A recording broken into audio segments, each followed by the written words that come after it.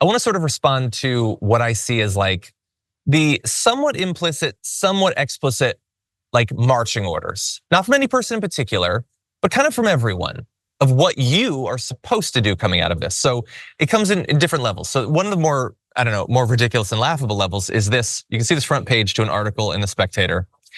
Today we're all MAGA. And I'd like to say, no, shut up with that. What are you talking about? But the more common formulation of this is, and we'll get into violent rhetoric later, but you know how like you were criticizing their platform or their ideology or whatever? Yeah, you're gonna stop doing that now.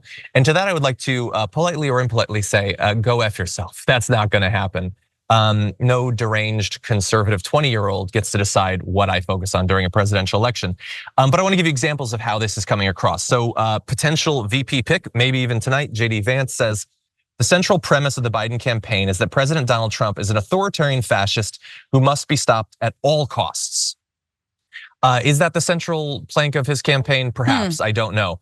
But look, if we're supposed to get mad at anyone who has presented him as a fascist or a dictator, well, first of all, Donald Trump is on that list. He's bragged about being a dictator on day one. Also, JD Vance himself said that he could be America's Hitler. So he's part of this, if nothing else. Tim Scott says that rhetoric led directly to President Trump's attempted assassination. The attack was aided and abetted by the radical left and corporate media incessantly calling Trump a threat to democracy, fascists, or worse. And there's a lot that we don't know about the motivation for the shooting, but the fact that a Republican 20-year-old was apparently won over by Joe Biden's rhetoric seems unlikely. I will see as the news comes in, but I have a feeling that's probably not what caused it. Lindsey Graham said that he'd been worried about this for a very, very long time. He says, you know, if he wins, democracy is not gonna end. He's not a fascist. He represents a point of view that millions share. The rhetoric is way too hot. Well, those are different points. I agree, he shares a viewpoint that millions of people share. I don't think that rules out the other part of that sentence, but no, obviously utterly unacceptable in any sort of political violence, utterly unacceptable. That said, you being the target of political violence does not mean that we stop talking about your economic policy, your foreign policy, your immigration policy. Why would it mean that? And if anybody wants to make the case for why it means that, I would implore you to try to do that explicitly, but stop trying to just imply that you win the war of ideas because some deranged conservative tried to assassinate Donald Trump. Francesca? This reminds me of the bathroom debate with trans people. The idea, right, that like, oh, well, what's to prevent a man from saying, I identify as a woman and going into a woman's bathroom just to look at all the panties? And it's like, why would anyone do that?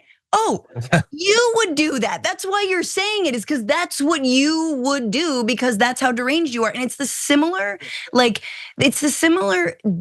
like discrepancy between the way Democrats discuss beating someone and the way Republicans have discussed beating someone, specifically the MAGA movement in the last 8 years have discussed beating someone, which is absolutely via violence, using violence, mowing down protesters with your car, saying that Palestine protesters should be thrown off of bridges, saying why can't we just shoot the demonstrators as Donald Trump did, inspiring acts like harming or hurting immigrants, right? Like when Trump was elected, where he started running, immigrants were facing much more violence, as well as Jewish Americans, right? There were Jewish headstones toppled when Donald Trump was elected. We forget this. What about the Tree of Life synagogue massacre? The guy was a Trump voter, thought Trump wasn't extremist enough for him, so he took matters into his own hands. Same with the El Paso shooter. So what Joe Biden is saying is we need to vote. Get out the vote. So the all costs implication, it's not any of the other stuff that the MAGA movement has absolutely espoused. I've not even included the Capitol riots, but it's just voting.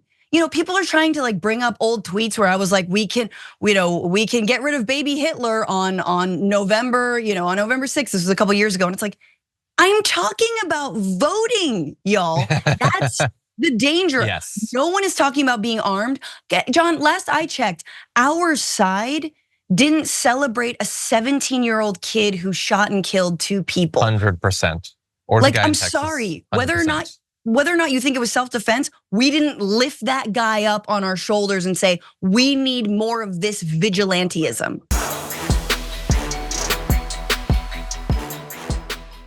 Members make a difference here at TYT. You help make the show happen, and we see you in the chat with your loyalty badge. Click the join button to become a member today.